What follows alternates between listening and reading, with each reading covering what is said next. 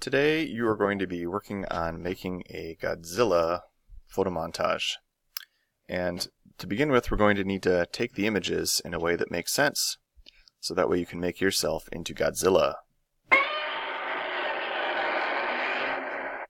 So, you're going to take an image where you've got a lot of sky on top of the school building, and we're going to actually increase the amount of space that we have there as well in Photoshop. Next, you got an image of yourself. Now, you're going to have to make sure that the person taking the picture is real low, very close to the ground, and directing the camera up towards you so the perspective works. Otherwise, the image may not look as good. In the end, this is what we're shooting for. Okay, we're creating a montage of images that we've taken, as well as images that you're combining from what you find online, just as a way to practice getting multiple images put together. So to begin, we're going to create a larger sky on this picture. To do that, we're going to go up to Image, Canvas Size. We're going to press on the bottom arrow here so our original picture stays at the bottom. We're going to add to the height a number that you can decide on as you see how much it adds. So I'm going to go with 90 and a little more canvas space on top. Control minus zooms out. Next, we're going to need to make some more sky. So we're going to take our rectangular marquee tool, which is a way to make a selection. We're going to select some of the sky here. We're going to create a layer via copy. Then we're going to transform that sky all the way up to the top and hit enter. Now we can just right click, merge down, and we've got a sky that's much taller. Next, let's go ahead and crop this picture in a little bit. I'm just going to make it so that it's a lot taller than it is wide.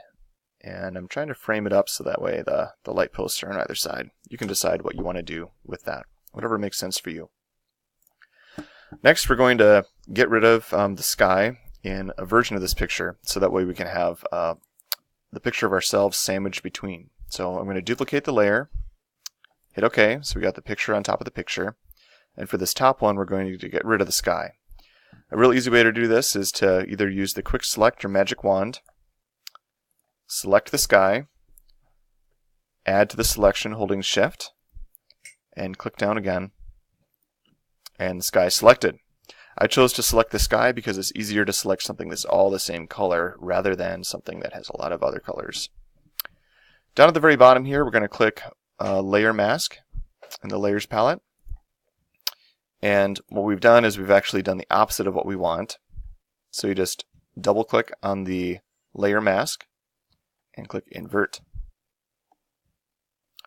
What you'll see now is that we have a layer of just the building, and then we also have a layer with the sky behind and the building.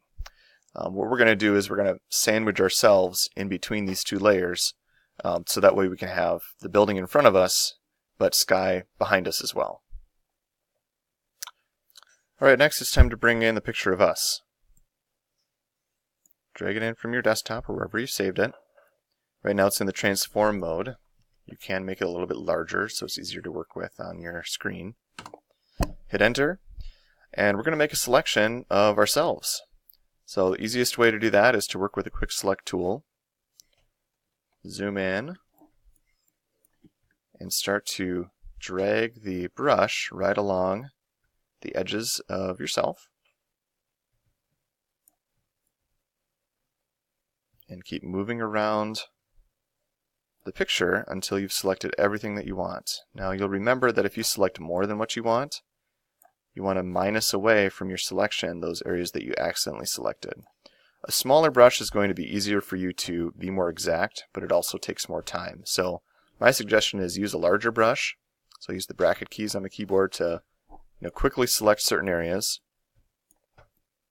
and then go back in later with a smaller brush to get a little bit closer to the things that you want.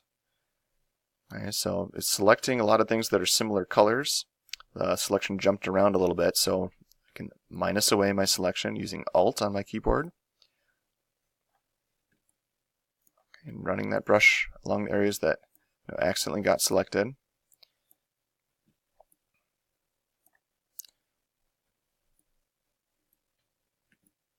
keep moving around on your picture until you've selected all of you. So I've gone around and done a pretty good selection overall using the Quick Select tool. Now what I'd like to do is click on Refine Edge. And you notice there's a little bit of a blue haze around here. That's where the sky was behind me. Luckily I will be in front of the sky, but it might still be a good idea to just brush around your hair a little bit. Make sure that the edges are looking good. You can see how it accidentally selects sometimes if you paint a little bit too far off the edge here. Another thing you can do is click on Edge Detection and move that up by a couple pixels here to help with your selection. Alright, after you've done that, it's time to click Create Layer Mask. And everything is deleted that I didn't want. And you can touch things up on your selection again by going to the Brush tool, painting black on the layer mask, and you can make certain areas disappear that are still in your selection that you didn't want. Okay, sometimes you can only do so much with that Refine Edge tool to shore things up. Alright, now we're ready to move the layer of us behind the building. You can see that I'm behind the building now because I've got a building layer and then I've got the background behind. And I can size myself to be the way I want in the picture. Hold Shift if you're making yourself larger or smaller with the corners. And you can rotate yourself using the Transform tool but holding off to the side here. Alright, really make yourself look ferocious here. And then hit Enter.